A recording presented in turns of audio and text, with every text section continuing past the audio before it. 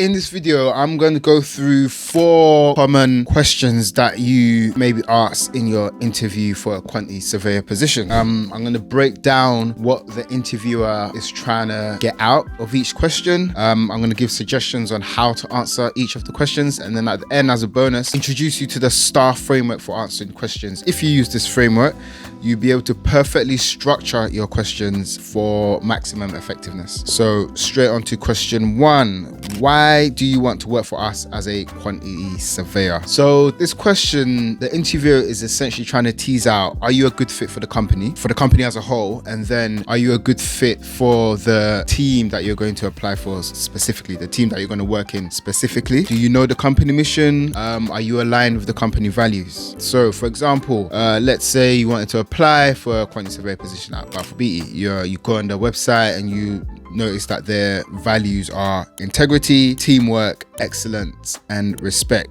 So you want to craft your answer around how you align with those values. So I mean, if you're particularly aligned with teamwork, you could explain how in construction projects, every member of the team is crucial for the project to get built. From the operative to the project director, everyone is needed in order to get the project built on time and effectively. Yeah, so you could state that, and you could say how you feel a sense of camaraderie when working in a large team. I mean, you enjoy working with people, for example, and yeah, you get a sense of accomplishment during teamwork. Next, you would want to also go into specifically the project that you're working for. For example, I worked at HS2 at Balfour Beatty, and in my answer, I talked about how the UK rail system was quite poor, as we all know, and really needed an upgrade, and how I'll be proud to be a part of that team working to bring that to fruition, for example. By saying these 2 things, by showing how you align with some of their values and how you see the mission of the specific project you're working for, it shows that you're compatible with the team as a whole and that you're on board with the mission of the project. So now moving on to question 2, what are the most important skills and qualities needed to be a quantity surveyor? So this question is essentially checking your understanding of the profession and if you know what it takes to be good. So obviously anyone can just do a quick Google and check, what skills and qualifications I need to be a quantity surveyor, and you get a list of those skills and qualities. To really supercharge your answer, what you want to do is link those skills and qualities to specific experiences that you've had, or just make them more personal in the interview. So some example of the skills and qualities are obviously attention to detail. So, instead of just saying attention to detail, you could be like attention to detail, and this is achieved by ensuring accuracy in cost estimates, reports and valuations. Another skill is critical thinking. You can link that again to the job you're applying for by saying critical thinking in evaluating project risk and financial implications. Numeracy and data analysis is another skill. Again, you can link that by saying strong numeracy and data analysis skills are crucial to assess costs and financial viability of projects.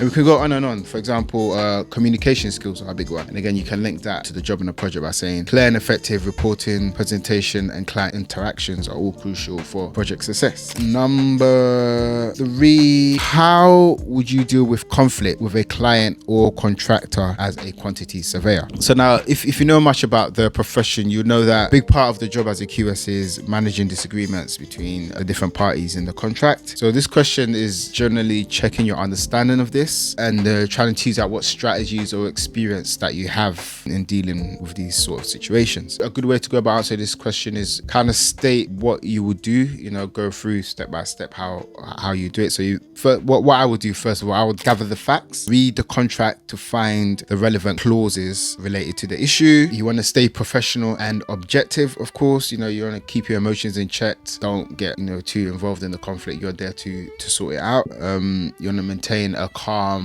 and respectful approach. Refer to the other contract documentations, the bills of quantities, the drawings, and really try to understand the conflict, the dispute, whatever's going from both perspectives, from side A and side B. You need to understand where both parties are coming from. Key to solving the issue is clear communication and negotiation. You want to communicate clearly, so you want to arrange a formal discussion, either face-to-face or on Teams, where both parties are present, and always keep meeting notes. Very handy when you are in a situation like like that. The main goal of the meeting is to seek a negotiated solution. So you want to explore different solutions, for example, where both parties are happy with the solution. And then obviously, if need be, if you need to escalate to senior management, then also you need to do that as well. And then lastly, you reflect on the situations and any learning outcomes that both parties can take from the situation. Yeah, so that'd be a good way to answer that question.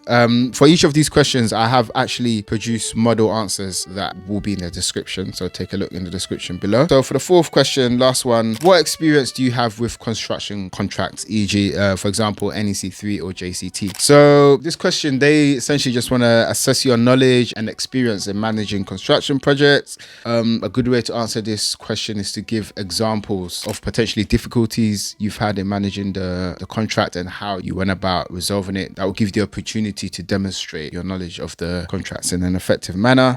If you don't have any direct experience managing the contracts, I mean, if you're new, if it's a graduate QS position you're applying for, you just need to demonstrate your knowledge. So you could do it by even coming up with theoretical situations and then saying how you would deal with that with the contract. And finally, as promised, the STAR framework for effectively answering your questions that the interviewer asks you. So this framework will be particularly beneficial for question 3 and 4 that we just went through. So how would you deal with a conflict with a client or contractor as a quantity surveyor? And question 4, what experience do you have with construction contracts? So the STAR in the STAR framework stands for, so the S stands for situation. You need to briefly set the scene and describe what's the context of the problem, what was it? The T stands for task. So you need to explain your specific role or responsibility in that situation, because the interviewer wants to know what you did specifically. A, action. So you need to describe what you did, the steps that you took to handle the challenge, and you want to focus on your skills in the action and your decision making as well. The R stands for the result. So you want to highlight the positive outcome or impact or lesson learned from that situation. So for a quick summary,